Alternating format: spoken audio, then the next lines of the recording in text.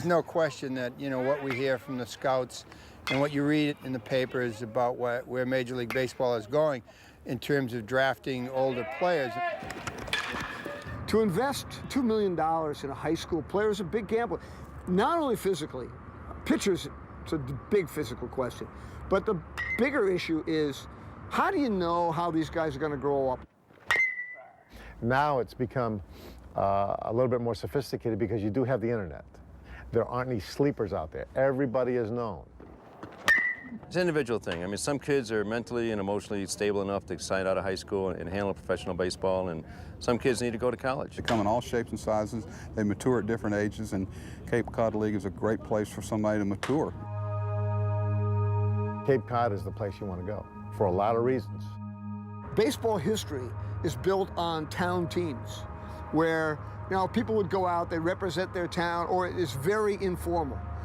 In this case, it's very informal, it's town teams, but it's also, because it's been built up, people now understand how many great players in the major leagues played on the Cape. And it is wonderful. I mean, it is so much fun on a great night to just be sitting there and watching those games and to watch the passion.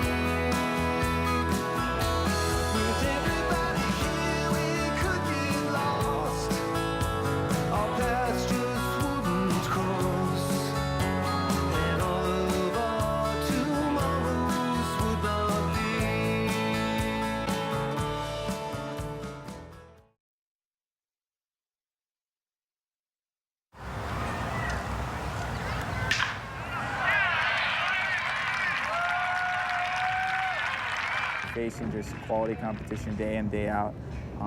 You're using a wood bat, obviously, and it's probably closer to what professional baseball was going to kind of be like. He's out! Oh, no, I got him on. No, it's not. No, it's not. No, it's not. You got him on the hand. He didn't get back to the bag yet. His hand was in there at the same time. He didn't get back to the bag yet. He didn't get back to the bag yet. He did not.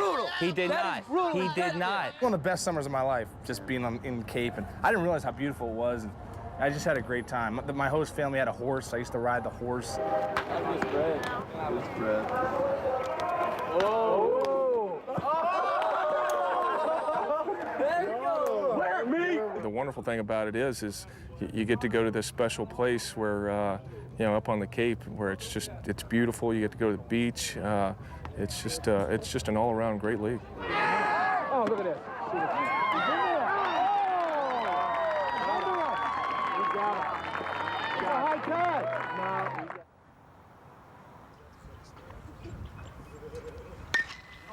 We've kind of had contacts throughout a number of years with the Cape. There's a guy who used to coach at GW, John Castleberry, who coached in the Cape. Well, John's a scout in our area. There are others in our area that who are scouting, who have had connections, who have maybe coached in the Cape, know people in the Cape. And of course, we know people up there also. So we usually make the initial contact, say, hey, look, we have a player, and we're very selective about who we send there. For the summer of 2003, George Mason is sending 3 players to Cape Cod, 2 of whom have been playing baseball together since they first learned to swing a bat in their hometown of Bowie, Maryland.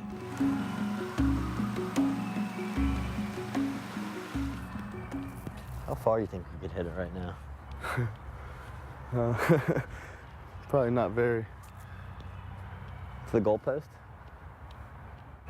There's not a whole lot around Bowie. It's a modest town. Not too many real wealthy families, but mostly, working class people. Parents go to work all day, kids go to school all day. Kind of up and coming now, I'd say. A lot of people moving in. A lot of new, town centers and stuff being built, new movie theaters, stuff, lots of good places to eat. Sports, ever since I was younger, has been very good here. The program here in Bowie, it's a community program where we played against other neighboring communities. The rivalry between communities was always great. The early years when I was coaching here, when I coached Jeffrey Palumbo and Matt Cooksey, we just played strictly within PG County. They were always a lot of fun, very competitive, even at the early age of 8, 9, and 10 years old. Get out! Matt is a little bit more on the radar screen than Jeff was at the same stage in their careers. Matt's a little bit easier to also scout, quite honestly, because you're talking about a kid who can be a 6'4", 6'5" runner, who's a center fielder, things that just leap out. They really literally jump off the page at you. Where Jeff is more of just a guy day in and day out, just gets it done. Matty's skills can jump at you a little bit quicker than Jeff, so that also gets him on the radar screen a little bit quicker. Jeff can be in any situation in baseball, whether it's summer baseball, whether it's college baseball, and quite honestly, whether it's professional baseball. And anybody who has the opportunity to coach or manage him will absolutely fall in love with him. You will not find a better baseball player. And when I say baseball player, across the board, he is maybe the best baseball player we've ever had at George Mason.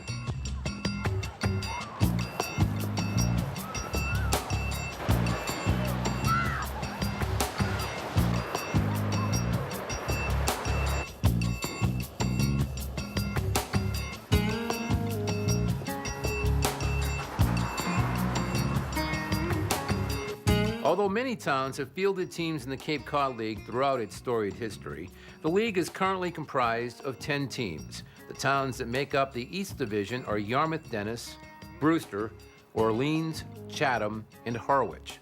In the West Division are Wareham, Bourne, Falmouth, Cotuit, and Hyannis.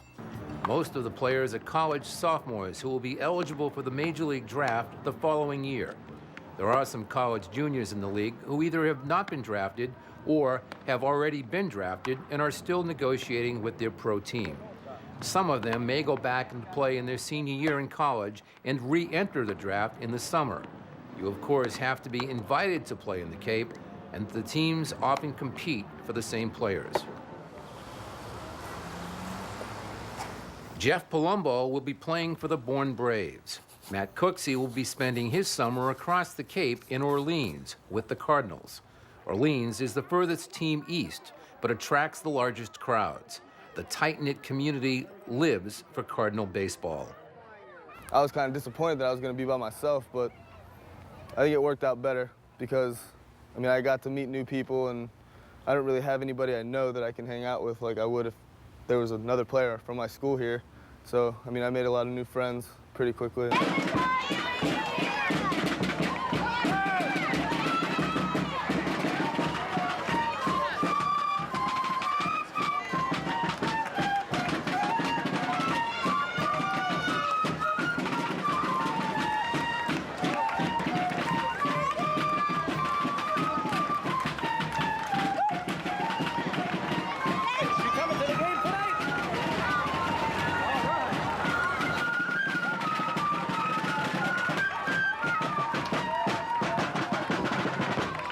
The best. There's these people, they feed us after games. The crowd is awesome. The people behind the scenes keep these kids happy. Come on, have fun. Yeah. Stay out of the way. Yeah.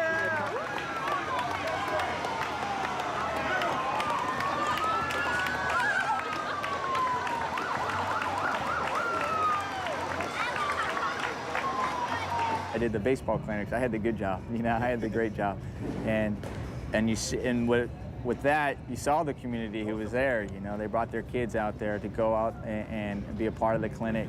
And after the clinic was done, they were bringing their chairs back to come back for the game as well. And you saw all the kids that you were teaching, they're cheering you on. Their parents are right there with them, and they got a feel for you as well, away from the field. So the whole community just really got involved and supports that. You can see that just by the support they get. Everyone's standing out there. The fans that they get.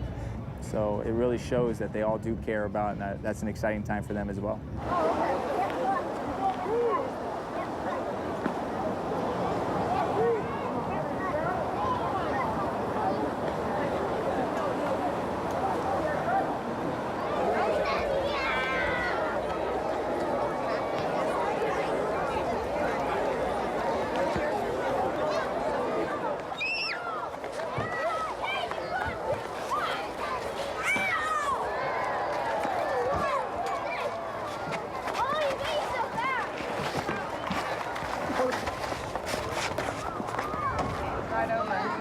Left fielder from Arizona State, number 10, Rodney Allen. There's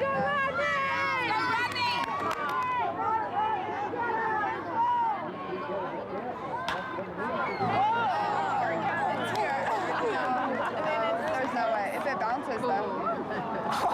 He's throwing the ball. See, there he goes. All right, now you stand up and show me how you do that. I didn't see him. All right, you better watch again. You gotta watch again. This is important stuff here. Yeah, he's pitching. This is part of America. All right, see, yeah, he's on a little hill. It's called the mound. And there it goes. Now, you show me how you do it. Okay, hold the ball. All right, and throw it. Throw the ball. Well, maybe we won't pick you quite yet. Oh, let me watch him again.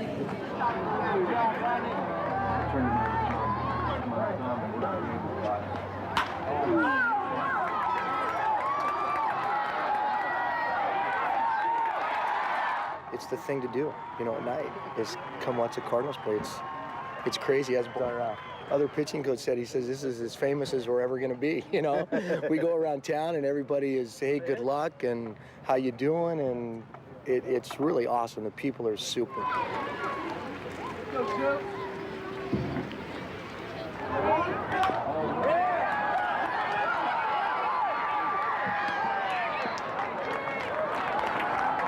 For their summer job, Matt and 3 other Cardinals are working at the CVS in the center of Orleans. Here, they are local celebrities.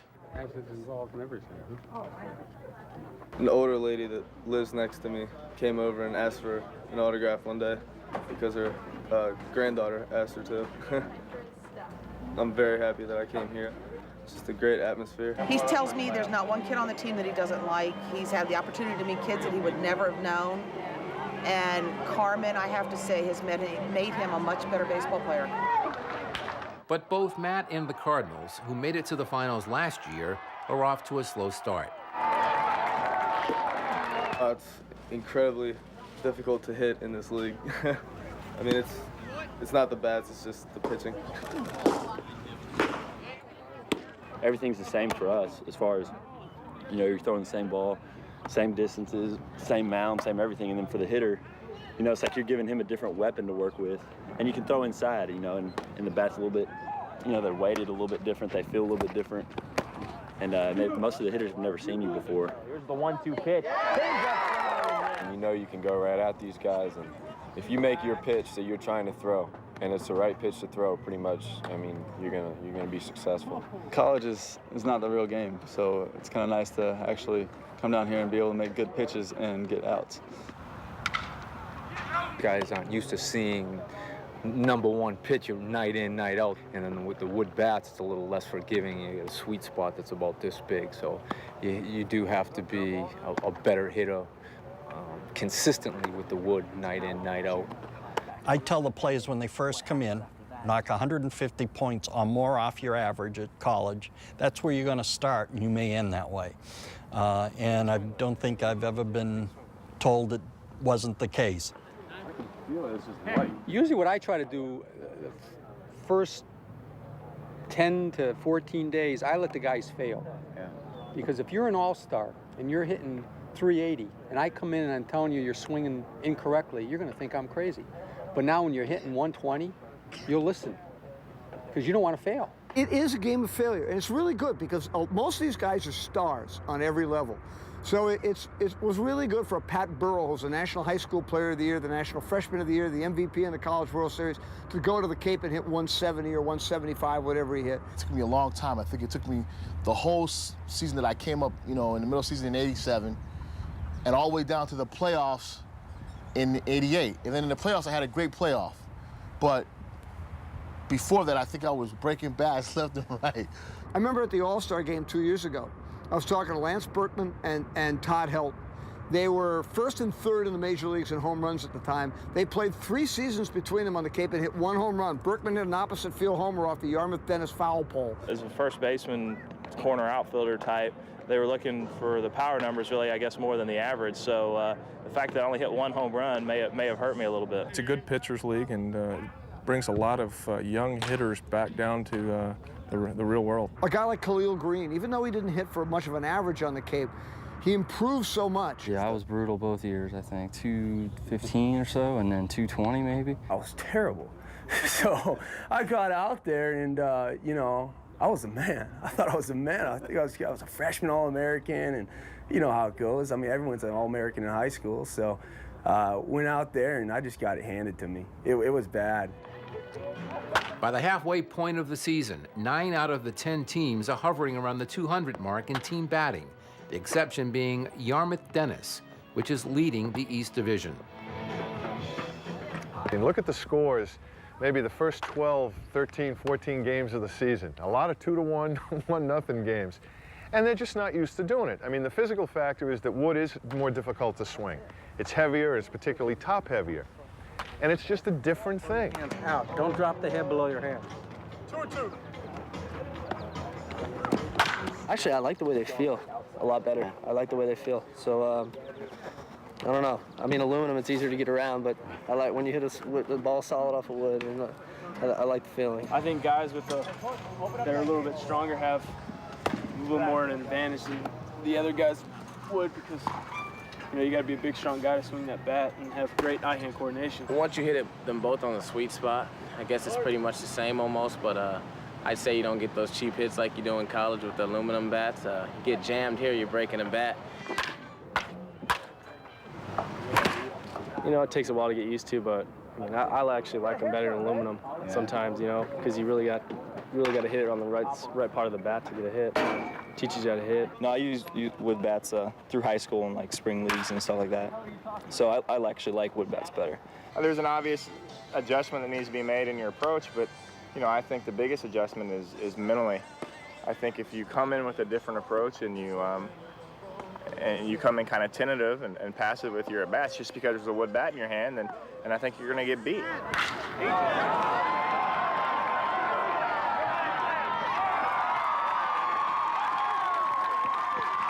In 1970, when I started, we had wood bats.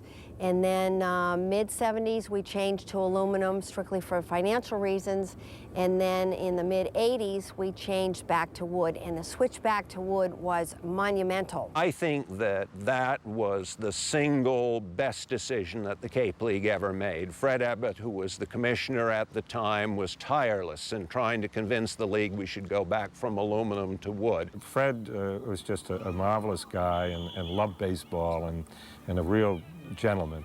And he came up with a concept, the idea, let's go to wooden bats. Let's get to real baseball, and that's what the major leagues want to see. Hey, you like this one? This one feels great. That one's all right. This doesn't feel good. Yeah. Hey, try that. Telling me. Hey, try that one. It's got a big head on it. That one's my bat. Okay, where's mine, man? Your what? My car. You got it for me? Huh? $50? That's what we agreed on. We did not. We said 20. I'm buying one for. Hey, I want insurance on it too. I'm trying to get him to give me one, but he won't give me one. But I broke my Rawlings. I only brought one of them up, and I broke it probably like 10th game, and I just been playing wooden bat roulette after that. I'm swinging a 34-inch Rawlings bat, a 143 model. That's what I like. It's got a big head, and try to get my hands through and let the barrel just do the rest of the work. They make them like a block away from my house back home, so I got to be pretty good friends with the guy, and talk to him, try and get his best wood that he's got. Actually, I'm really impressed with the Barnstable, the local company. They put out a really good bat. It's, real good wood. I like the maple. Barry Bonds uses maple. so why not? I like using the sand bat. It's a little bit harder piece of wood, and they don't break as easy, so I kind of like these. I like the feel of them. The key is not who makes it, it's trying to find the good wood. Somebody will give you the good wood, but, you know, that's the key, because there's different grades. Not a boy, Trevor. Keep your hands up. The one that I use is a C271 Pro Stock Louisville. Just an ash, I mean, nothing real special. Some guys use maple, I don't want to spend 40 bucks a bat. Maple's a relatively new wood in the bat business. It's been around for about 8 years. Right now it's gaining popularity due to Barry Bonds' success with the maple bat. But maple tends to break quicker in a more severe manner than ash, and ash has been used traditionally in sporting goods for over many centuries. Wood bats are coming back very strongly for several reasons. One's the safety factor. Another factor is a wood bat game is shorter in time than an aluminum bat game. An aluminum 9-inning game in college lasts about 3.5 hours, whereas a wood bat game, 9 innings, as in the Cape Cod League, only lasts about 2 hours and 15 to 20 minutes.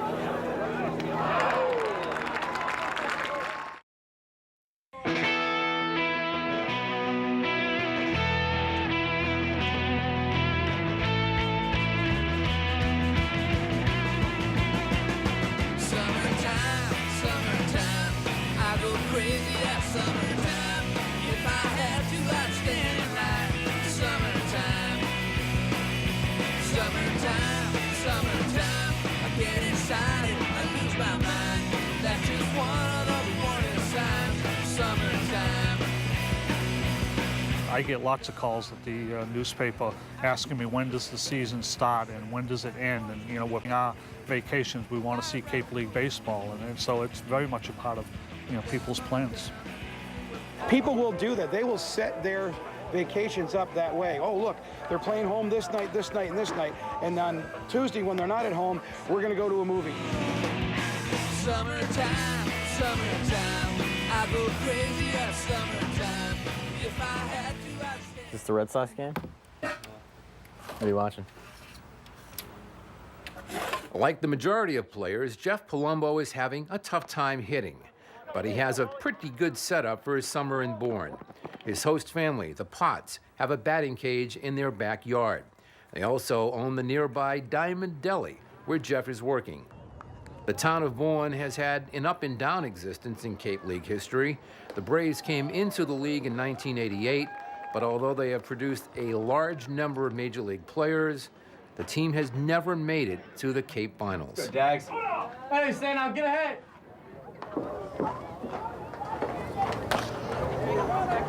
Bourne typically has very good pitching. And once again this year, they do have very good pitching.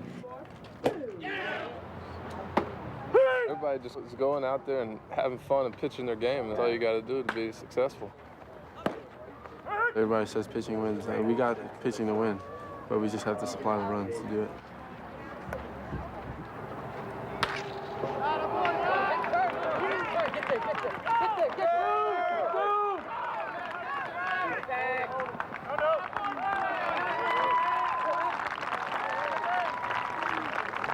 Top of the order for Bourne, number 14, left fielder from Toledo, Sean Dobson.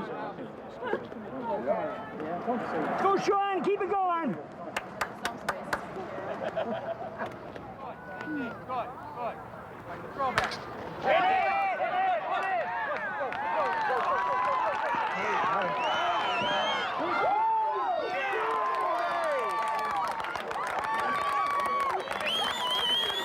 Though they are having trouble scoring runs, the Braves pitching has them leading the West Division.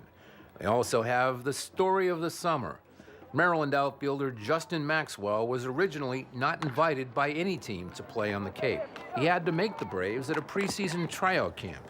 But as the summer gets going, his skills at the plate and in the field already have the scouts projecting him as a first-round draft pick in 2004.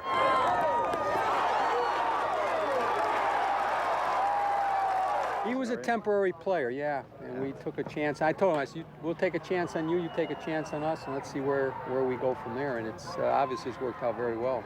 I talked to a lot of scouts now who scouted me in high school, and they say they're proud of me because they saw that I had the potential, but I was real raw, like I was real small. I don't know. I'm just real happy with everything that's happened.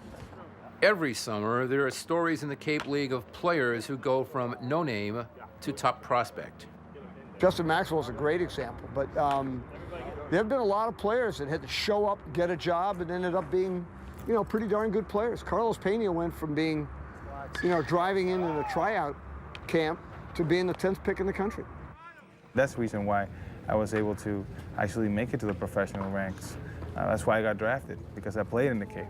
I didn't have a kind of recognition before, and the Cape gave me the stage to express my talent. I've always said that, you know, the greatest summer of my life was probably the summer of 1997. Orange 1, 2, 3 strikes around at the old ball game.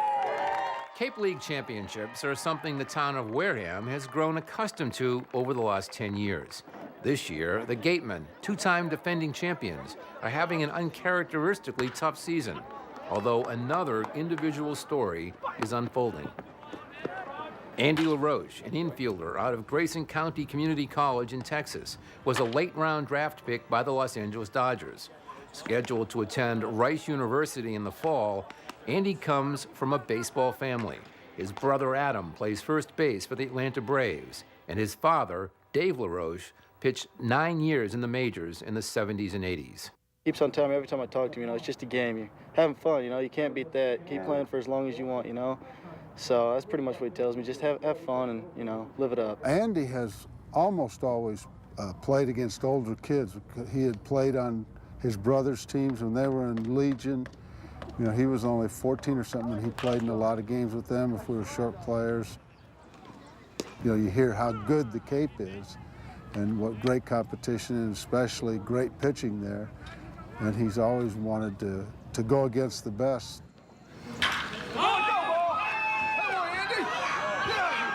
With a monster first half of the Cape League season, Andy's market value to the Dodgers has skyrocketed.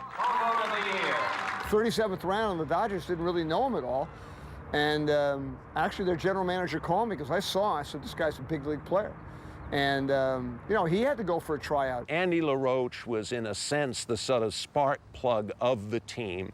And you sense that the team was just beginning to pick up when Andy broke a bone in his leg in the 23rd game that we played here at Wareham.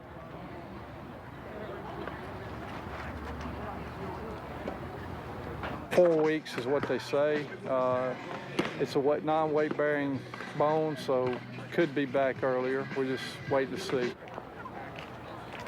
I'll never forget that 2 days after his injury, I went out, I think, to turn the lights on before a game. And there he was sitting in a chair with his bat, with a screen in front of him, hitting off a tee.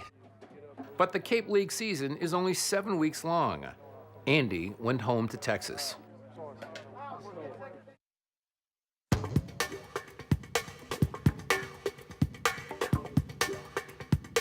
Players did not always travel from across the country to play on Cape Cod, although baseball on the Cape has a history of more than 100 years. Through the latter stages of the 19th century and the early stages of the 20th century, they had played a Southeastern Massachusetts Baseball Championship every year at the Barnstable County Fairgrounds. And that was huge and that was tremendous. But to generate more local interest, they said, okay, you know what, we're just going to have a Cape Cod Baseball League. The first use of the phrase Cape Cod Baseball League was in 1923, when Falmouth, Chatham, Hyannis, and Osterville got together and said, okay, you know what, we're going to create just a Cape Cod Baseball League. Back then, they had high school players, they had prep school players, they had local players, they had ex-pro players. It was predominantly town teams, guys who would play high school and college, who lived in, say, Hyannis or Chatham or Falmouth, would come back for the summer and be part of the Hyannis town team. They set up rules where they could bring in 4 people or 5 people from off Cape who weren't residents to play for a team and such. But by the time they got in toward the end of the 50s and early 60s with all the other distractions and for many reasons, amateur baseball at the town team at the local level, the interest seemed to be waning. Financially, it was getting very difficult to operate franchises, and they weren't getting the players, and they weren't getting the fans anymore. Manny Pina quit umpiring, and he became the manager of Sagamore. And he brought the Cleary brothers from Harvard. Then he brought a couple of other guys, college, to play in the Cape Cod League. Then the rest of us in 1960 saw that was happening. We all decided to do it. And no team did it any better than the Cotuit Kettleers, the league's most successful team. They really wrote the book. Arnold Mycock and Jim Hubbard and the people at Cotuit were light years ahead of everybody else in terms of the local organization, providing jobs, a ballpark, etc.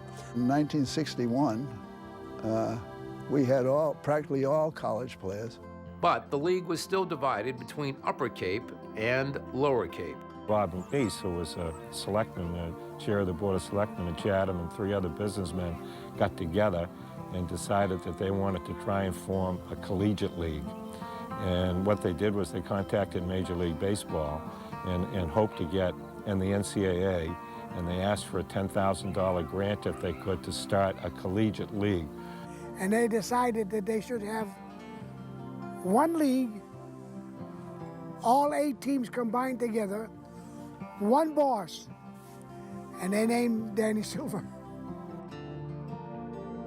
He was a highly respected umpire in New England, and he had retired to the Cape, and he took the Cape League from here to there. I mean, he standardized the scheduling, he standardized the umpiring, and he could see that if we were going to, if the Cape League was going to be good, that we had to be an all-college league. As we became recognized by MLB and then the NCAA and had to follow their rules, that was the shift from the town teams to the collegiate players, 100% collegiate players, and that is probably the single biggest thing. That's bigger than wood.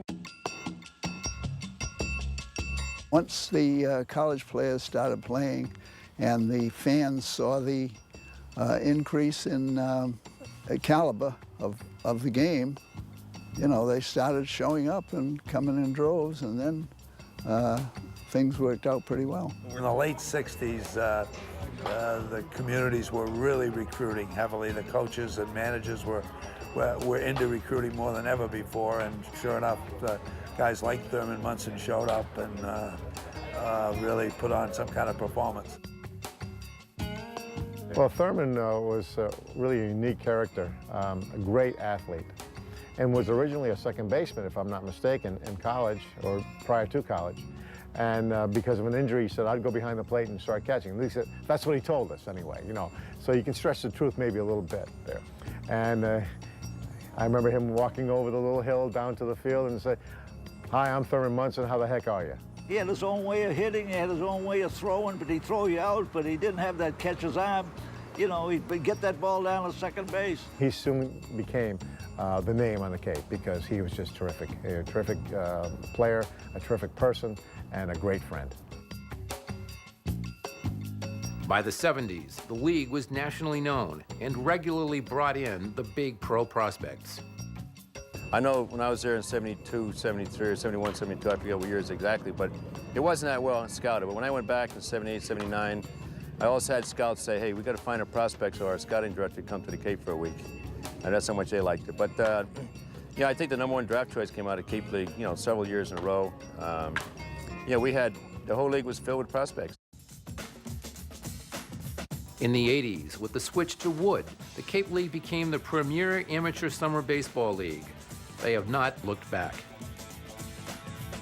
1988, that was the year, I think has to be regarded as probably the Cape League's greatest year, because if you look at the number of players that came off all teams that year and the time they've spent in the major leagues, many of them still playing, it's really quite extraordinary. Ironically, 1988 was the one and only year the league issued baseball cards. we're just kind of getting our feet wet at the time. I didn't know too much of how great everybody was going to be. You know, I think when you've played in the big leagues this long and you can start out looking back at, you know, that start in the Cape and see guys like Bagwell and Frank Thomas and Mo Vaughn, and you know, I think there's a relationship there that, you know, you have just because you guys, you know, you both started from the same place. I think it was a proving ground. First time we ever swung the wood bats, and it was a lot of competition in the league from around the country. So it definitely was a great summer because you got to see some future stars in the big leagues. No matter what year you played in, guys can sit there and rattle off a lot of names, but there's no question. there's no question that summer there was an awful lot of good talent. We all came up pretty much at the same time. And I think our biggest thing, it's the best story I have of Summer League baseball. We went to an all-star game down in Boardwalk and baseball. Supposed to be 5 or 6 teams. We were all supposed to use wood bats. We brought our wood bats, but everybody forgot they brought aluminums. So we lost the first game, I think because we were just mentally out of it. We came back and won 6 straight and won the whole thing. And we talked so much trash from that day forth, you know, about what the Cape Cod League was about. I'll never forget that.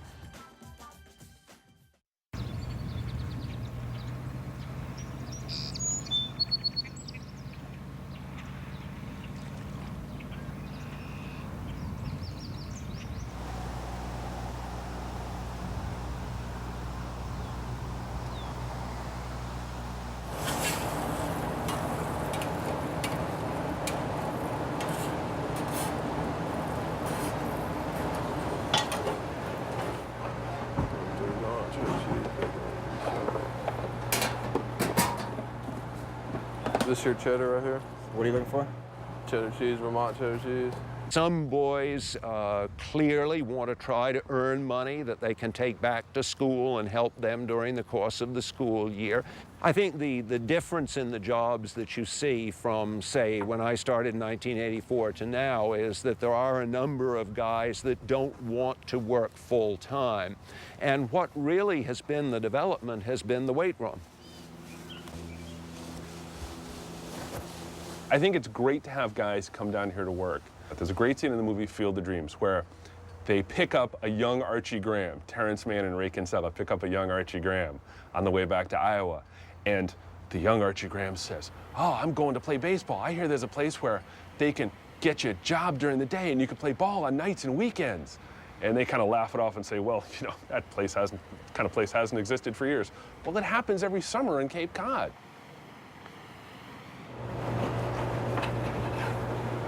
A perfect cut. Can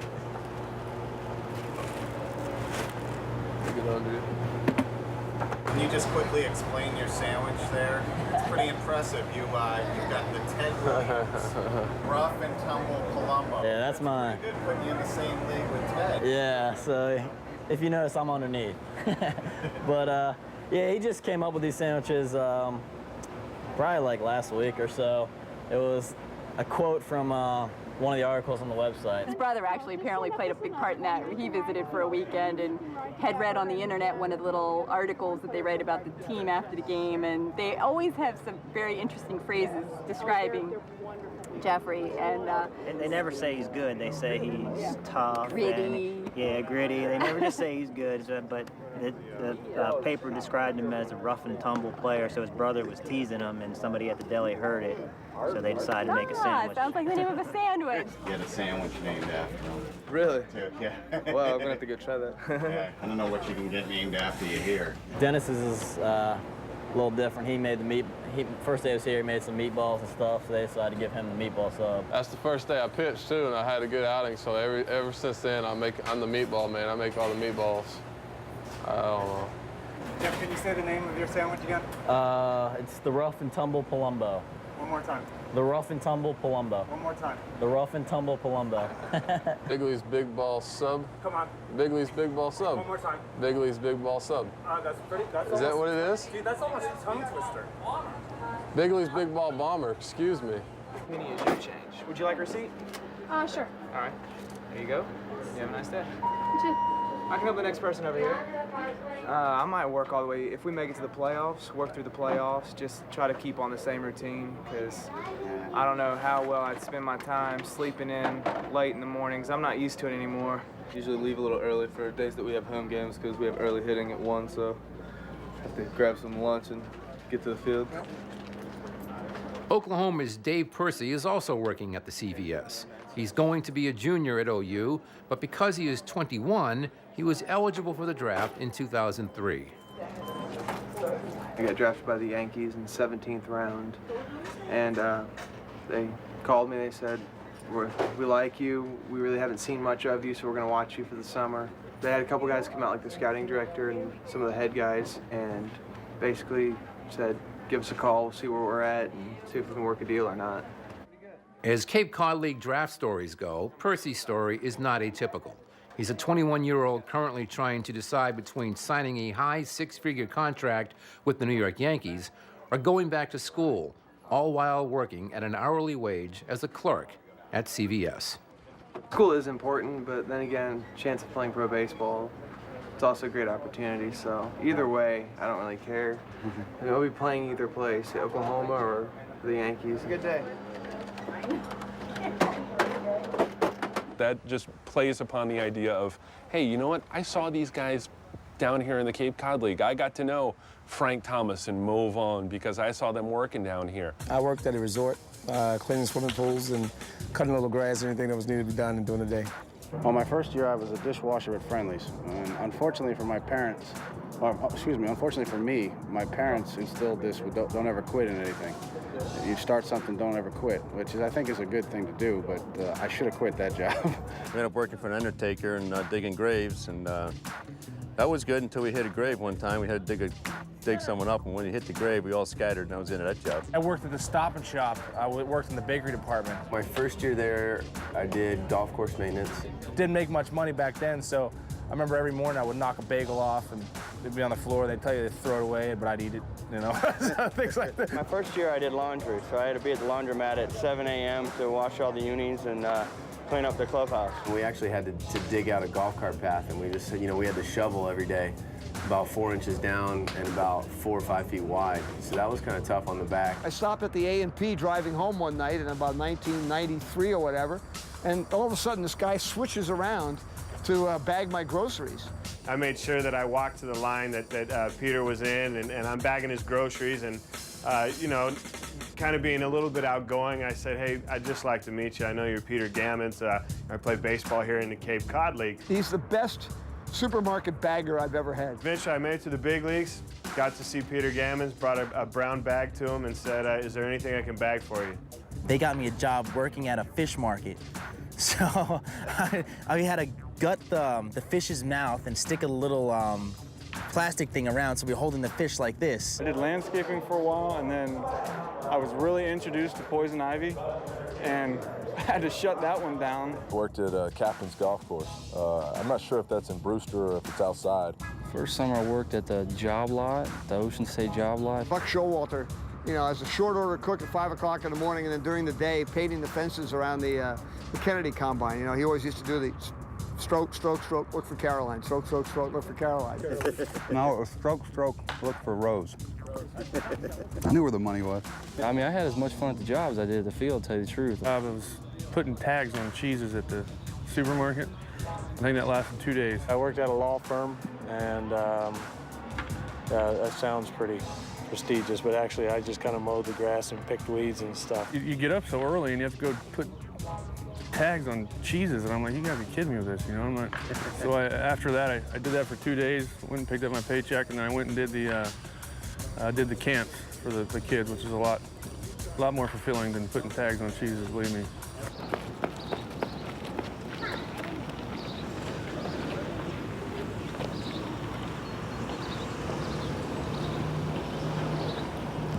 We got 3 bases, one right there, one right there, one right there. Well, it's fun, you know? You get to teach them a little bit what you know and get to be a part of them. Yeah. Show me how you crow hop.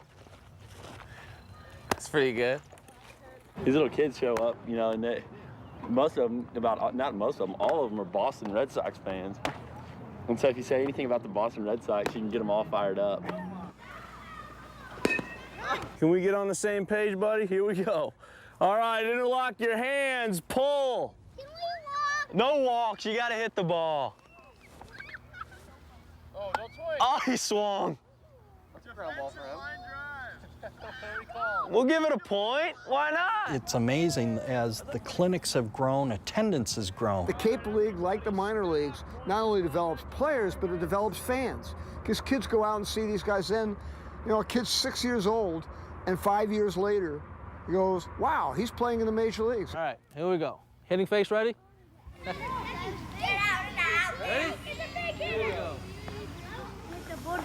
Oh, base hit. Throw out. You see after the game, there's a mad dash to get autographs. Well, these are the same kids that are at the camp, and they come down and they're taught baseball skills from warming up to warming down when they're done, and how to catch a ball, how to throw a ball. The players and the children that go to the camps build up such a relationship, and then I find even the parents do.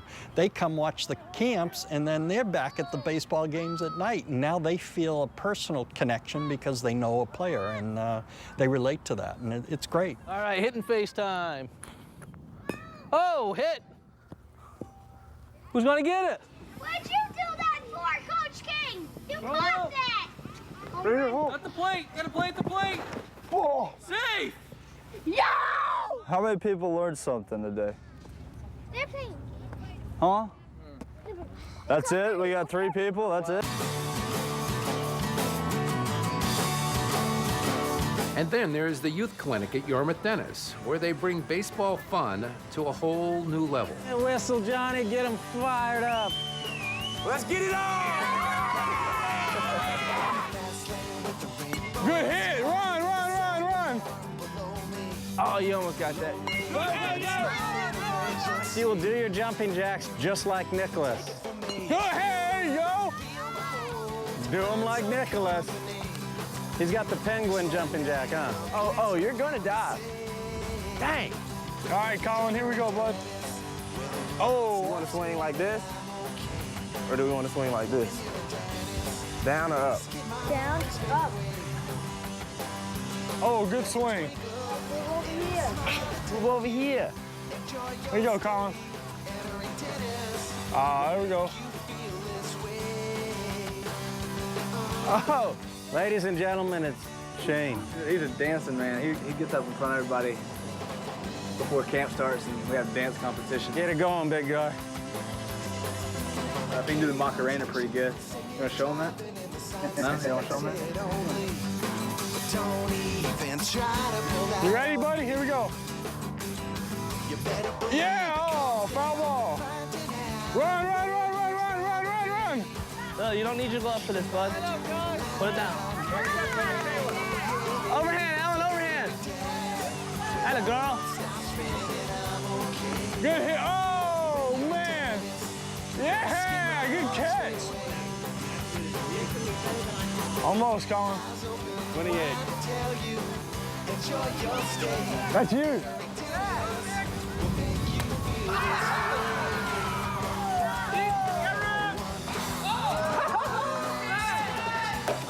All right.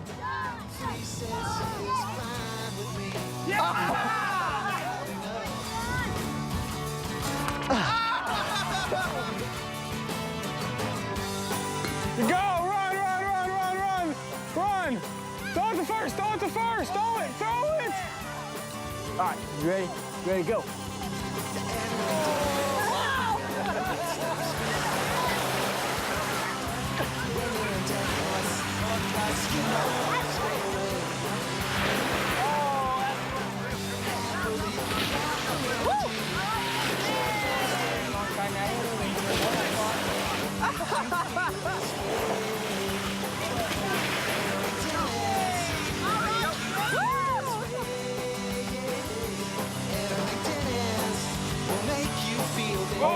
I'm almost done. Go! There you go. But they may have been having just a little too much fun at Yarmouth Dennis. The Sox' impressive start to the season has been followed by an equally eyebrow-raising collapse. Gotta push through it. We're in kind of a slide right now, but hopefully we'll get back on track Do you see a little bit of the grind getting to any of the guys? I mean, no, I don't think so. It's not that tough a grind. You know, they're playing 44 games in good weather, and you know, saying they sleep in their own bed every night. And they're young and they're strong. Right. Well, a year from now, they're all going to go play 72 games, and they're going to be traveling on buses for 6 hours. That's a grind. This isn't a grind. Some players, such as Stanford's John Mayberry Jr., go from the College World Series to the Cape League without any break in between. But the grind is something he's learned about from his father. Well, this past year he was my hitting coach primarily, but now I've been exposed to more coaches. But he just helps out whenever he can now. Still basically the same. You know, the more you play, the better you're going to get. And, you know, kids this age really don't get tired. They just keep playing and playing. There are a lot of places in baseball, but this is the first time I've been to Cape Cod. Heard a lot about it. There's some good ball players up here, and I see what they mean. It's a good place to play and a good place to watch some baseball. Oh, there's another one. I don't know, Junior. That's gone.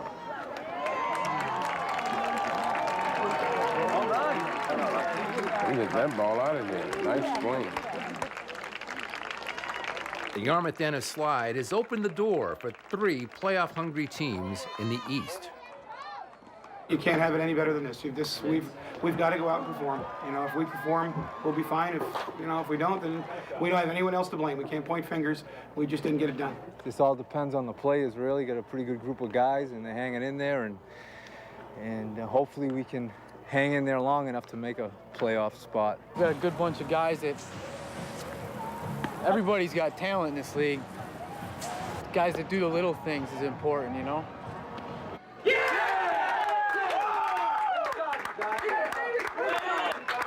I think we did pretty good yesterday. It's a big win, so I am wearing the same thing I wore yesterday, and I actually slept in these shorts that I played in yesterday, and I'm going to wear them again today in the game, so it's kind of dirty, but whatever works, you know? I don't usually admit that someone's faster than me because a lot of people aren't, but Matt's faster than I am, and that's one of the first times I've ever admitted someone's faster than me, but he is fast. I think a lot of it has to do, you know, naturally, like, I guess my legs are built to run, but I attribute it a lot to soccer. Primetime Matt Cooksey. Got his earrings in, he's all set. Need to get some tape to hold my pants on since I'm not that big. My pants don't fit right. Excellent. Really? Is this your belt? Yeah. All right. Why, do you have yours? No, we gotta go back inside and get mine. Little guys like us need to, you know, put the ball in play and run and draw attention to ourselves that way because we ain't hitting the ball out of the park.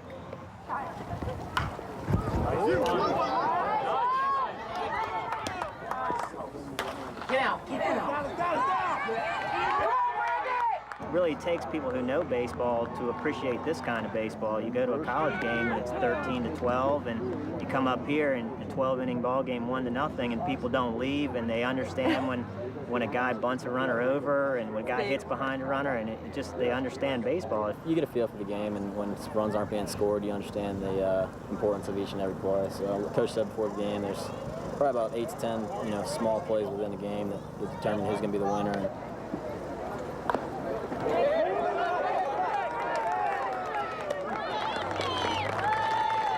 Jeff Palumbo from George Mason, my second baseman. He's played 30, plays hard every day. But he's one of these guys that the scouts will never say, oh yeah, well, he's a prospect. But if you see him play every day, he grows on it. He knows how to play the game. He plays the game the right way. So to me, I like to have him. I've coached a lot of guys, and I've coached guys that have gone into professional baseball that I would take him over them, just because I've had 44 games with him. When Jeff's older brother, John, was a senior, Jeff enrolled as a freshman here at St. John's, and being able to see him around during the years that John was playing here, we were delighted to get a player of that caliber. We knew that he was going to be a leader for the program, and we knew when he came in that he was going to be a 4-year varsity player. He was just that good. Really, with the help of the Palumbo family, we were really able to establish a strong Bowie connection. So we learned of Matt Cooksey when really he was just a 6th grader, and we were very fortunate to get him to come to St. John's as well. And he too ended up being a 4-year varsity starter. Coach Gibbs runs a great program. A lot of good players come out of it. We always had winning teams. We never had more than like 7 or 8 losses in a season. There was a 5-year period when Jeff and Matt really formed the backbone of our team. I think during those 5 years, we played in the conference tournament championship game 4 times, winning it once, and they were our leaders. Being small ball players, neither Jeff nor Matt is at the top of scouts' lists. But this is the Cape League. Nobody goes unnoticed. Our approach is just like we approach everything in professional baseball.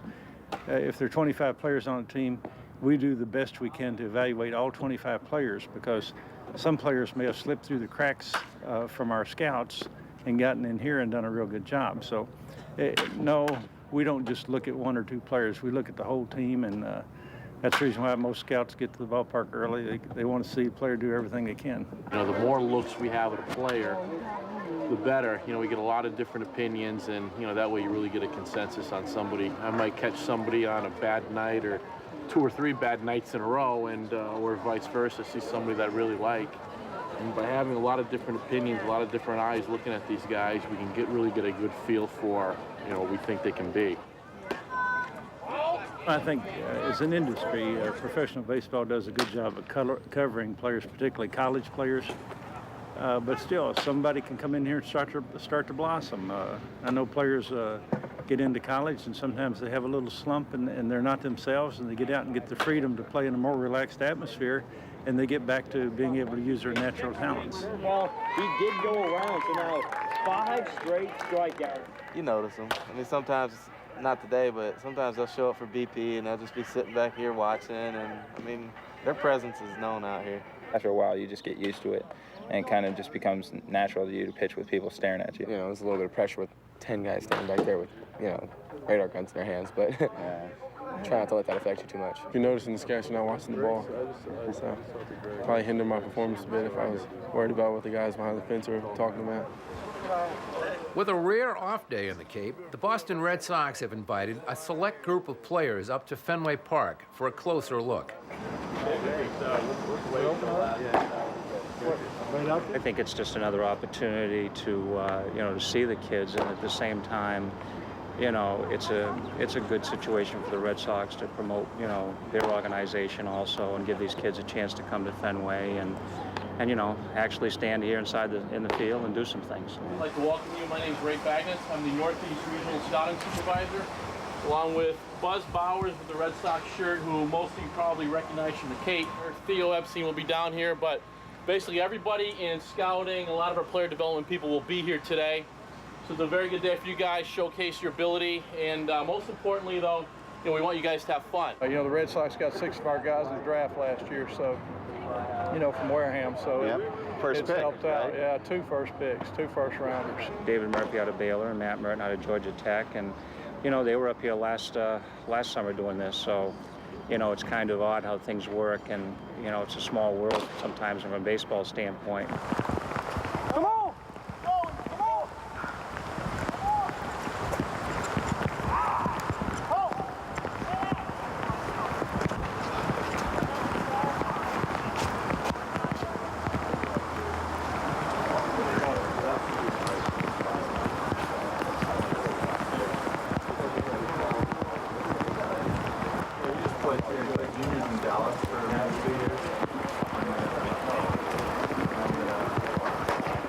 Whoever wants to stay and hit. All right, we're gonna work underneath the bleachers. All right, so you can get there from underneath. You just go underneath, take a left, and keep walking around as far as you can go, and you run into the batting cages. All right?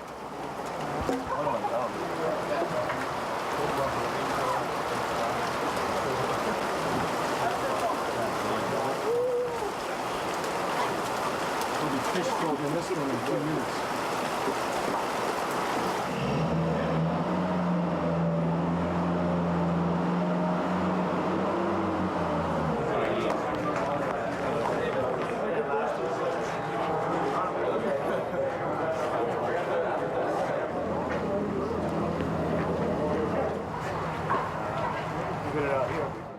The rain ended quickly, but the decision was made to keep the hitting part of the workout indoors. I'm very disappointed, very disappointed. I wanted to see if I could get it over there, you know. Dip and rip, baby. Try to hit that Coke bottle. Yeah, Yeah, without a doubt. You know, I don't think the Green Monster's that big. There's a lot of dents on it, though. You have to give us a yell. We got plenty of help for you.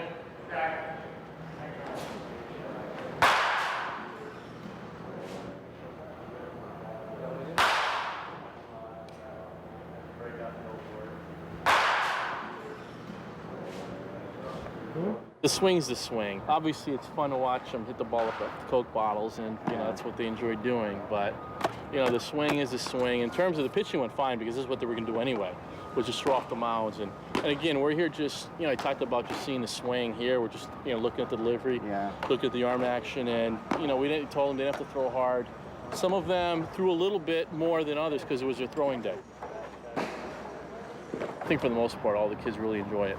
And, a big part of why we do this, too, is just to get to meet the kids. Fenway Park is also a place where former Cape Leaguers get to renew friendships with their summer families. And I'm still friends with my host family now. I still keep in contact with them and in touch with them. So, that says an awful lot about that league and what it was like. When we go to Boston, I'll leave them tickets. They come to the game and I see them. And that's been since, the summers of '91 and '92. Get their Christmas card, and they come see me every once in a while in different cities. Saw them in Boston last year. They came to Montreal one year. That league probably would not survive if it was not for those families that invited those players into their homes. So I know my host family, if you're watching, I appreciate it. That was the first time in my life I'd ever not had a TV. I spent the whole summer without a TV, so I got to read a lot of books, and probably the first time that I've read a book. So, now I really enjoy reading. It's like a second set of parents for these players, and many of them stay in close contact with the families forever. And the host families get invited to their weddings and their children's baptisms or graduation from high school or whatever.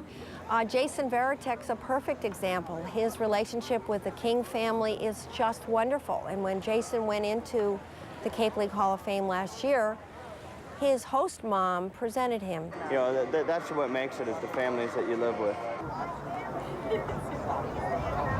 We had an extra place to sleep, to put a kid, and our younger son, Martin, who's 13, decided that, why don't we house the kid? And our realtor, who happens to be the housing coordinator for the Brewster Whitecaps, is always looking for a home for one of the 25 players.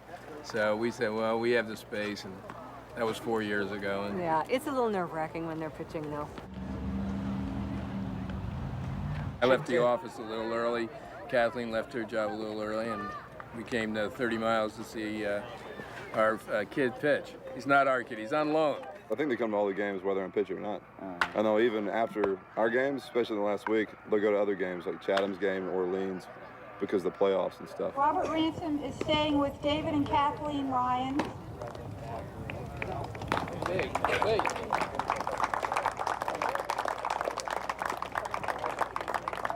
The tradition here, at the end of the season, we will have the players give mementos to their host family, and we'll all thank them for putting up the players for the summer, and at the same time too, they'll have pictures taken of the individuals and who the host families can have as mementos. The big thing with me that kind of keeps me coming back, which is, of course, is volunteer, but I call a big paycheck, when the families of the players come up to you and they say, thank you for being so nice to my son.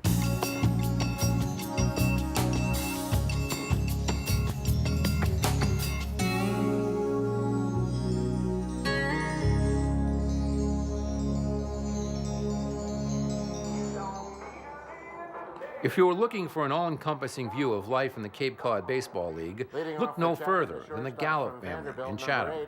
We got involved first before kids, and now I've got a senior at St. Joseph's College, and she runs the merchandise. And my son, who was a bat boy for 4 or 5 years, he's now a sophomore at Boston College, and he's worked in the food stand for several years. And my wife has done it all. She's been in charge of housing, she's been in charge of jobs.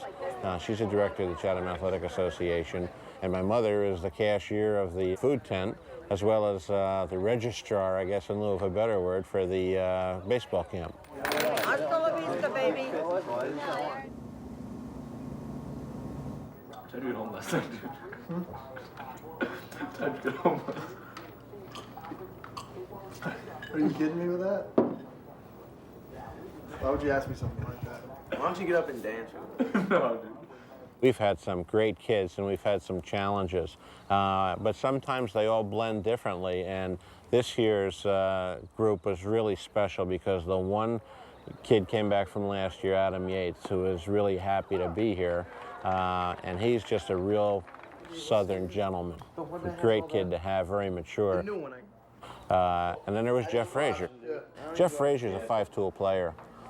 He can hit for power, he can hit for average, he can run. He's got an arm out in right field like Dwight Evans had. He's got it working, and if he has a good spring at Rutgers, he's going to be a very happy person next June when the draft happens. T-shirt toss on top. Then there was Nick at Night, who was absolutely boundless energy.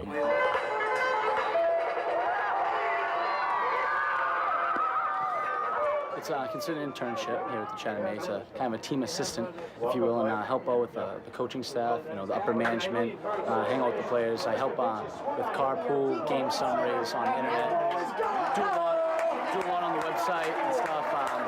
We'll promote the merchandise, do it with the crowd, just glue up here and love the Chatham Mesa games, get the fans into it here at Veterans Field. As you can see right now, the fans are cheering because Raglani just hit a home run, which is excellent. He'll be a kid that's impossible to replace, not only as an intern, but as a kid in our house and as a real active member of the association. Dude, the Frank Thomas hit a bomb last night. They lefty.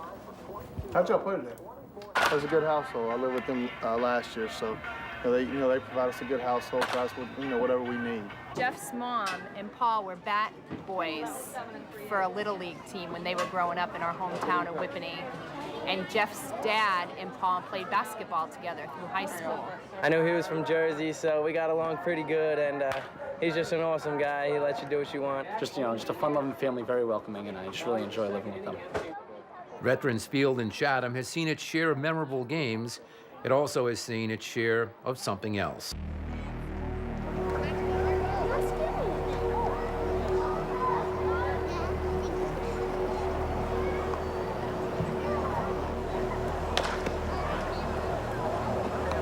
When you tell the kids when they come into town about the fog, some of them have heard about it, some of them haven't, but when you tell them some of the stories, like you won't find a fly ball. In fact, you might not even see the center fielder if you're the right fielder, and they'll tell you, come on, this is like a horror story with Peter Lorre or somebody, but till the first time it happens.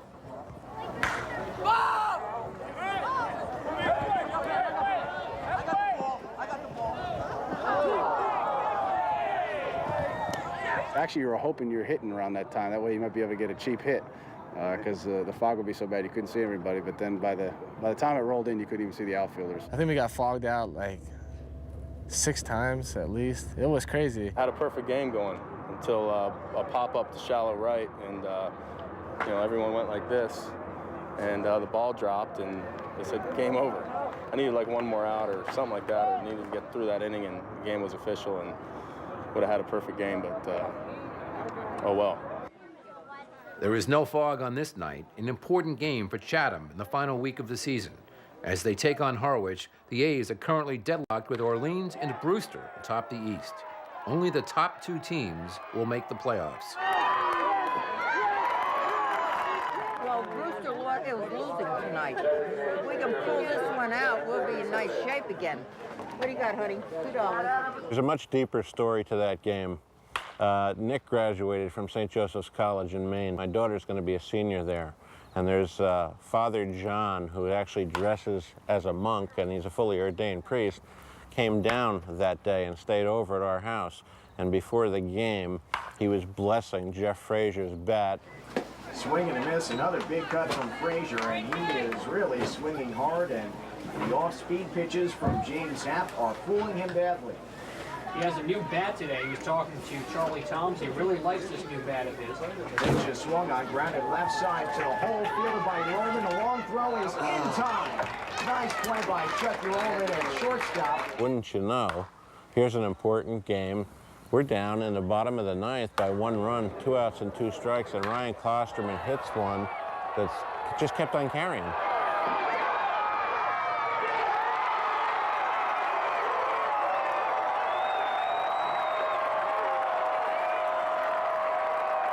Well, guess who was up in the press box during the whole thing?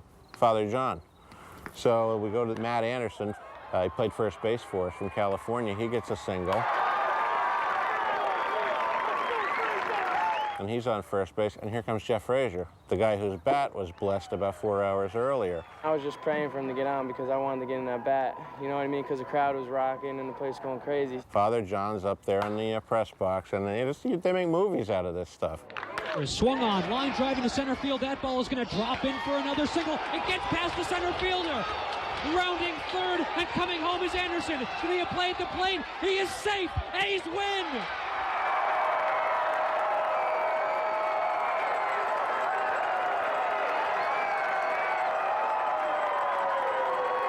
The place goes crazy. Then they go racing out the mall. Jeff Frazier, who had the winning hit, and you look up in the press box, and there's Father John with a big smile on his face. So the next morning, he was gone. He had to leave early because he had to go see some other kids, and Jeff gets up. He goes, "Where's Father John?" Well, he had to leave, and he can't leave after last night's performance. So was there some divine intervention?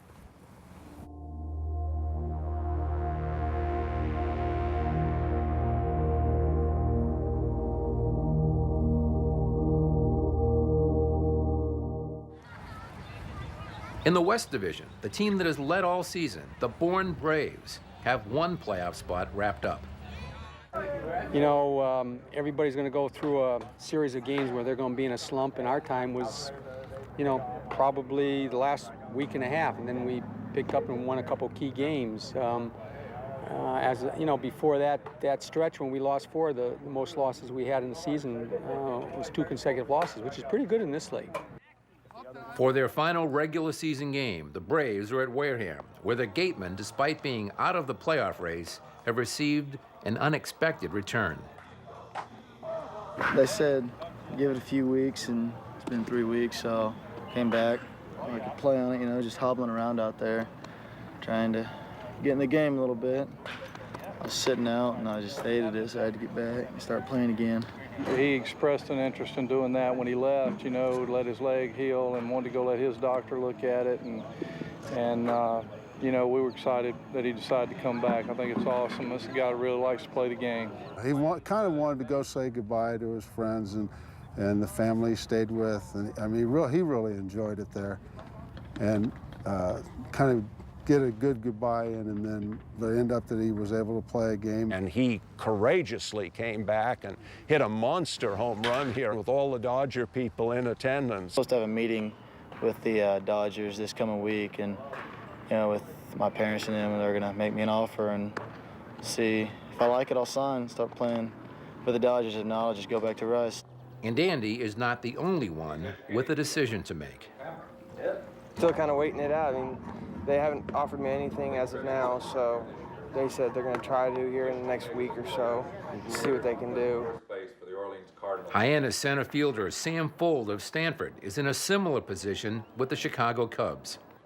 I've met with the Cubs, and we've talked a little bit, and you know, as of now, I think I'm probably leaning towards going back to school, but I'm sure the Cubs and I will probably have some sort of contact before I go back to school, so you never know, but I think at this point I'm leaning towards going back to school.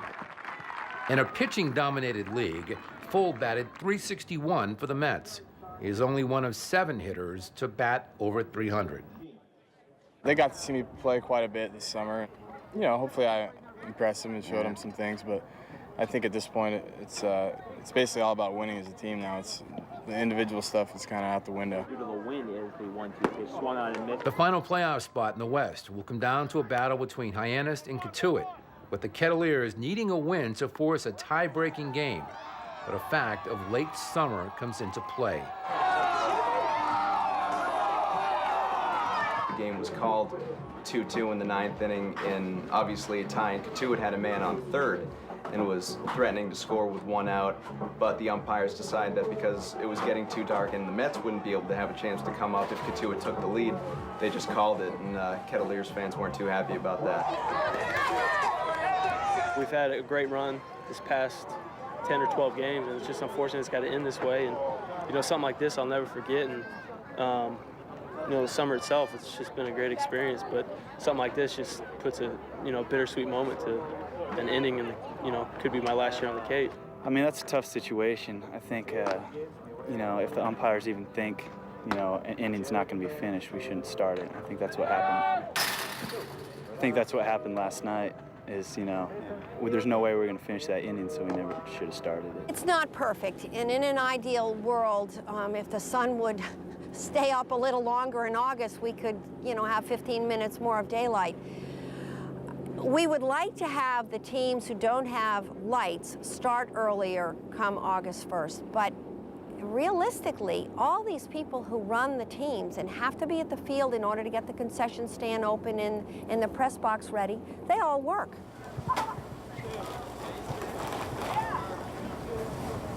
Every franchise puts their product on the field 100% from a volunteer effort. And people are amazed at the fact that no one is paid, and it's just love of the game and volunteer hours being put forth to find jobs and housing and get the schedule straight. There would be no Cape Cod Baseball League if we didn't have the volunteers. I just tip my hat to them, from housing kids to, it's unbelievable how these people just put their hearts into the Cape Cod Baseball League. Where else can you have an organization such as this, and it's operated, and we work on a year-round basis, operated strictly by volunteers. It's almost a $2 million nonprofit corporation.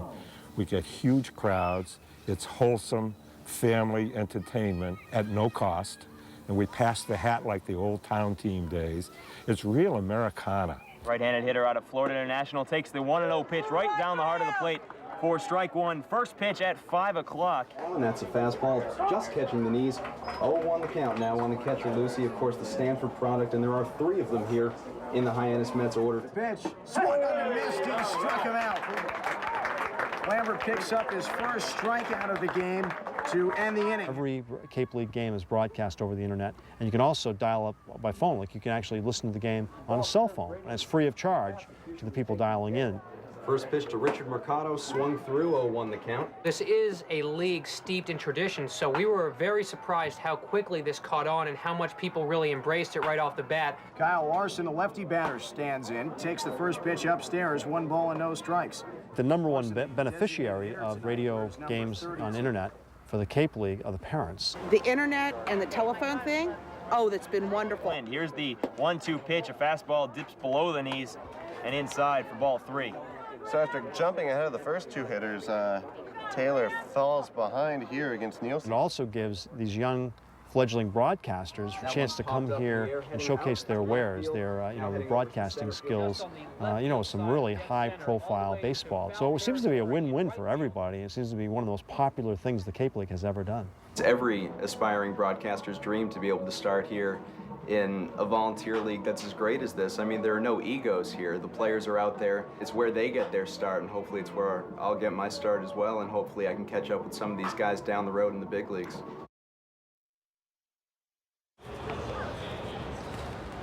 With an off day before the start of the playoffs, Bourne coaches Harvey Shapiro and Dick Schoonover, both of whom had coached in Falmouth 10 years earlier, took the opportunity to head to Boston to visit a few former players.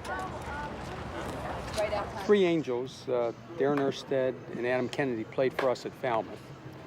And Scott Spezio played for us when I was over at Wareham as an assistant coach. So it was fun to see those guys, and nice to... I usually try to see them once a year. So last night was my night, and sometimes I got to yell from the seats to try to get their attention, and I was able to get on the field last night. So we had some connections and pull, so it worked out well. Still got the number on Eddie. Number 17.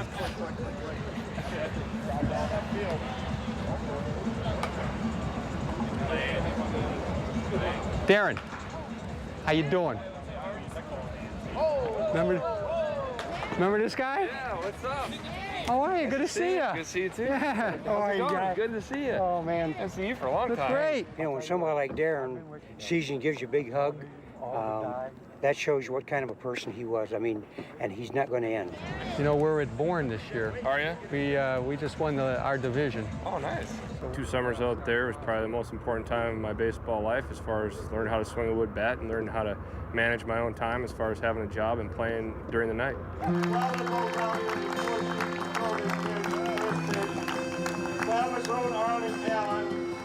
Well, the first time I saw Arnie, I was like, what's going on here? I mean, this guy, you know, he's crazy.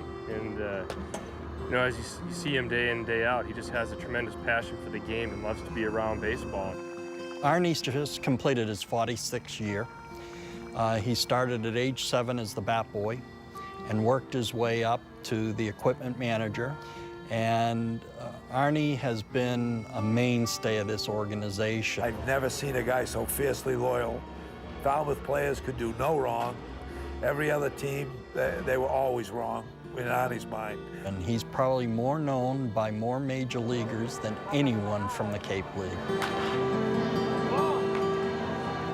Well, Darren was one of those type of guys that was, he would hustle all the time. He was one of those clutch hitter guys. When you needed a clutch hit, it was there.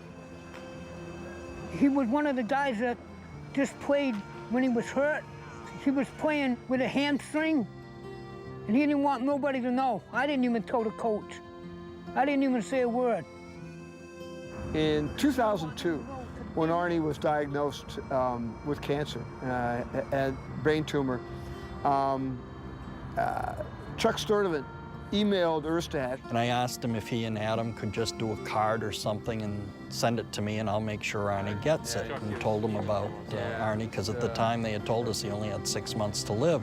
So he's falling asleep in the dugout during games? Yeah, although he coached first base in the All-Star game. You know, he got a run in, and I was coaching through. And he says, let me get back to Anaheim. I'm heading back there, you know, and I'll see what I can do. So about 2 weeks later, I see a box on my doorstep. And inside were 2 game-used bats, one of Darren's and one of Adam's, both personally autographed to Arnie, wishing him luck, hoping he feels better, and keep up the fight, because they were going to beat the Yankees if he beat this. That made me feel very happy, because at the time I was sick. And it made me really happy when he did that. When they beat the Yankees and everything, he called me up and he says, is Arnie beating the cancer? And at the time it looked pretty promising. Arnie was putting up a big fight. And Darren, right through the World Series, I guess, said to Peter Gammons, asked him at the 7th game of the World Series before the game started, he says, I know you're going up to the Hall of Fame.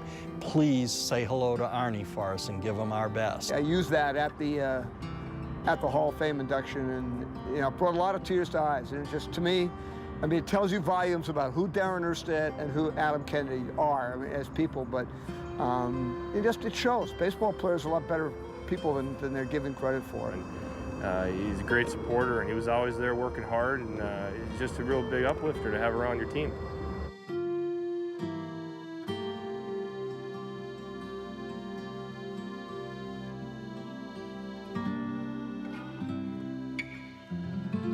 I don't get paid for it, so I mean, I do it just for the fun of it.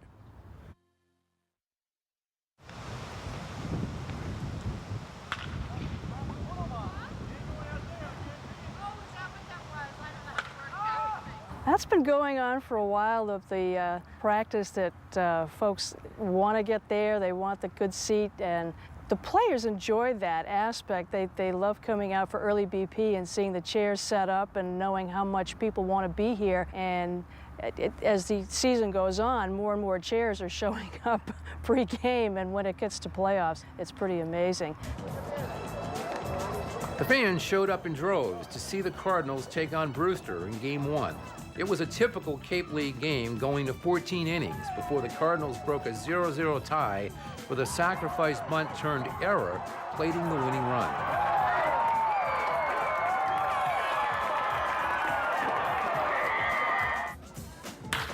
There was more offense in Game 2, but it was all Orleans, as the Whitecaps could do very little with Cardinal pitching.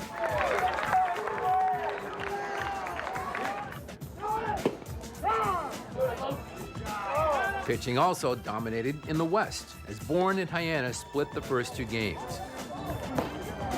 Game 3 in Bourne was yet another classic, also going 14 innings, tied at 0 before the Braves won it on a walk-off single to left by James Madison's Mike Buescher.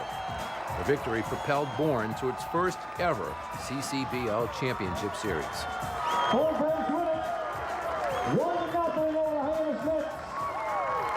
I love playing like those run games. Those are like the ones that are the best. Like, because when you blow out teams and everybody's hitting, like towards the end it starts getting dragged, but like you can tell like the real players when it comes down to the end who really wants to win and who has the heart.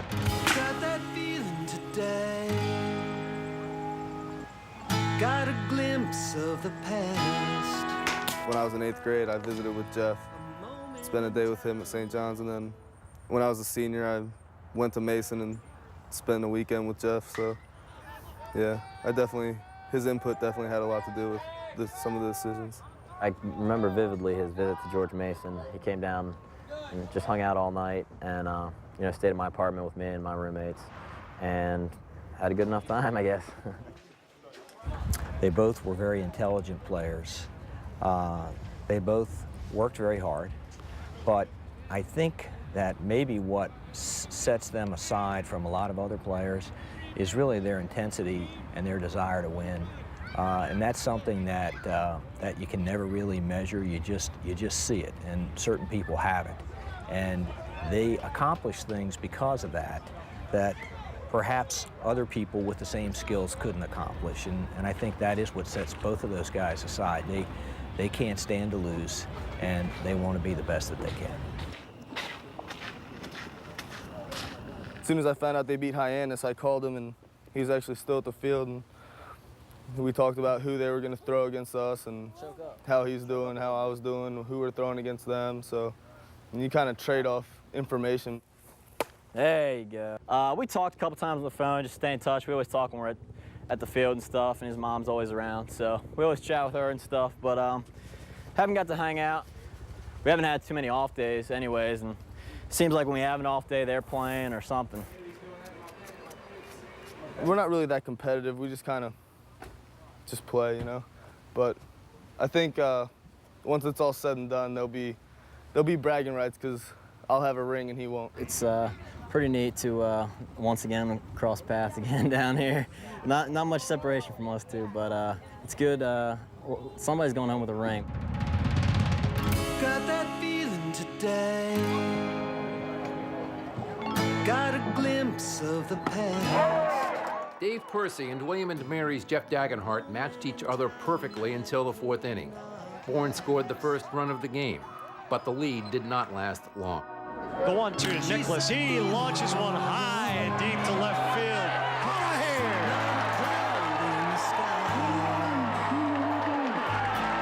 Caesar Nicholas went undrafted after his junior year at Vanderbilt. This summer, he not only led the Cape League in RBIs, he also put on a show in the home run hitting derby at the All-Star Games. Couldn't get down on myself for not getting drafted or anything. You know, for whatever reason, it didn't work out. And, I just figured I'd have to keep working hard and come back and, try to do my best again. Percy would get Orleans through 7 innings. Percy trying to bear down to get one more. A little tapper, Lockin's way. When it's down to playoff time, you really need to be on the same page with your catcher. In the season, you can kind of have a little bit more leeway with confusion. You can miss a pitch, but it comes down to playoffs. If you miss one pitch, they might hit it and end up scoring 2 runs off it. The game would go to the 10th before the Cardinals' bats took over for good. Max Buxey drives it to right field, pretty deep, and that ball is off the base of the wall. Boggs had to play it halfway. Cooksey's into second with a stand-up double. The ball squirts across the infield. Cooksey has delivered a monstrous double with 1 down in the 10th. A little blooper into right field. It falls. Boggs scores, and the Orleans Cardinals have won Game 1 of the 2003 Championship Series.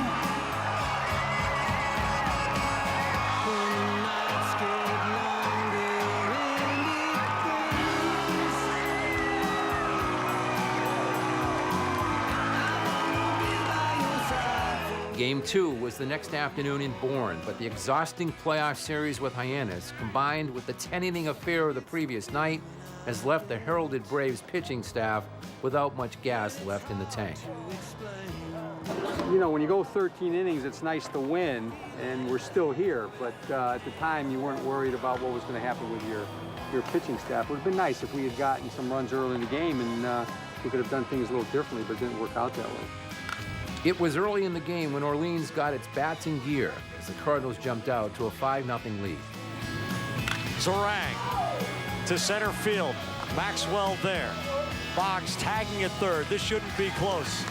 Bourne's bats finally woke up later in the game as the Braves climbed back to within a run. But Orleans was just too tough in all aspects of the game. Bunt is fair. Harris across the Nicholas making the play. That's championship baseball. Under pressure, tight defense. The Orleans Cardinals shut down the rally. Orleans wins the title.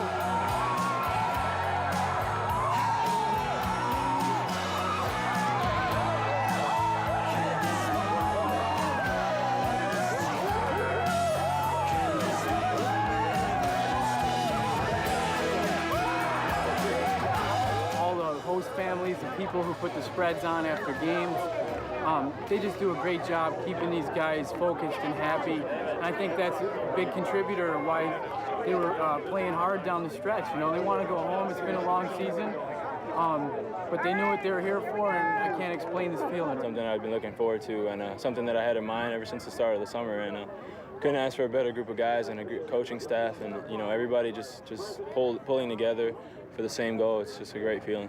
You couldn't ask for anything more in the championships than a battle of two first-place teams, but they started out and they definitely deserve to win. A lot of little things make up the big picture in a ball game. So there are several little things that went on today that, you know, could have maybe changed. But when you get down 5-0 in this league, it's tough to come back from. Yeah, we made a run at it anyways. Well, made it interesting. Gave the crowd something to watch anyways. Pretty special summer. Yes, there is. Let's talk about this team and the game today. God, I don't even know where to start. I mean, nothing like this has ever happened to me before. It's just amazing. Nothing like it.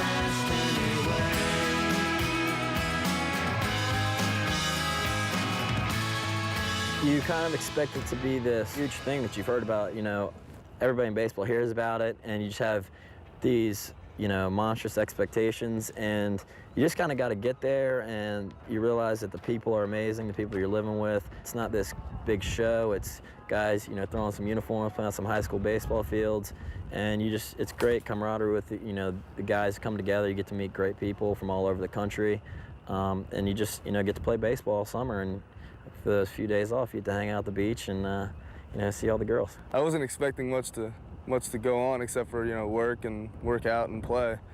But I obviously I didn't know, you know, what to expect with the guys on the team. You know, I was hoping that I'd find some good friends, and it ended up I had some really, really close friends. Yeah, I mean, it definitely exceeded my expectations. I mean, I had a blast. Like, every day it was just fun. Work was actually fun too. Going in, I didn't know what to expect. I really didn't. I mean, I'd heard kind of what it might be like from other guys who had played there the year before in years past. For me, I was focused on saying, okay, I want to do well, play as best as I can, you know, because there's a lot of scouts coming over, and you want to go out there and show them that, you know what, you are ready for that level. I didn't have any expectations other than playing hard. I didn't expect anything. I just kind of took it in stride and enjoyed everything and worked hard and had a great time. And I wanted to use it as a stepping stone to get better for the next season, and that's what I did. Life was pretty simple then. We thought it was complicated, but you know, get up, go to work, come back, wash the uniform, get a little sleep, lay out a couple line drives, and go have dinner and do it again.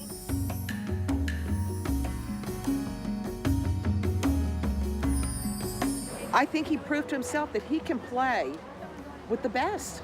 You know, when it comes to playing professional baseball, everybody tells me you have to be in the right place at the right time. I think he'd like to give it a shot. I mean, he's a very good student, and he's got something he really wants to get into when baseball's over, so he knows where he's going. But I think, you know, I've always told him just go as far as you can, and you can always tell people you played pro baseball. And, you know, a lot of people look at him and say his size, he's not going to, you know, get that chance. But I think if somebody gives him a chance, they'll see he can do a lot of things to help you.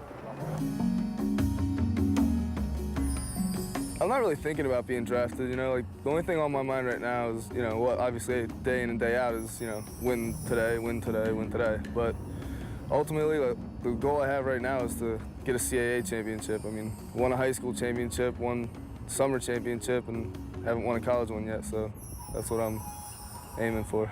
I kind of feel like if I play hard and I just do what I do, then hopefully things will work out. And I kind of feel it's one of those things, if you try too hard, you're not going to benefit from it. So if you just kind of stay within yourself and do what you've done all your life, been playing for, you know, however many, 15, 16 years, you know, just keep at it, and hopefully, you know, you just got to catch one guy's eye. Another road that we went down. Another path we couldn't cross. We made the good things come around. Before the good things could get lost. And I want a piece of this town, just a little piece of this town. To find a place for you and me. With everybody here we could get lost. Our paths just wouldn't cross. And all of our tomorrows would not be. I haven't always done the right things, baby. I haven't always listened to my heart.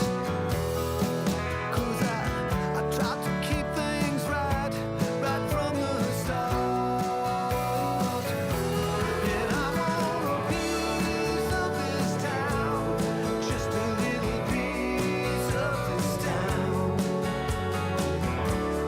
Find a place for you and me. With everybody here we could get lost. Our paths just wouldn't cross. And all It's my honor to announce the retirement of number 30, Ronnie Allen.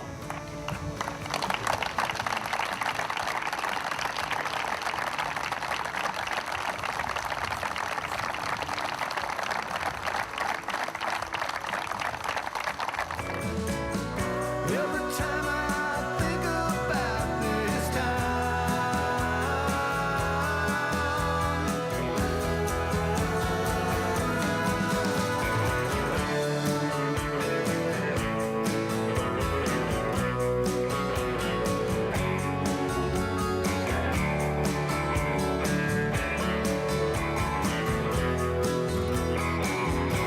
And I want a piece of this town, just a little piece of this town. Find a place for you and me. With everybody here we could get lost. Our paths just wouldn't cross. And all of our tomorrows would not be.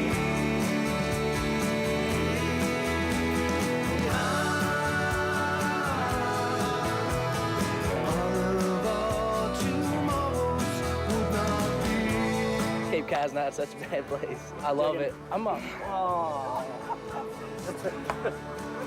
I just gotta go ahead. Thank you. Appreciate it.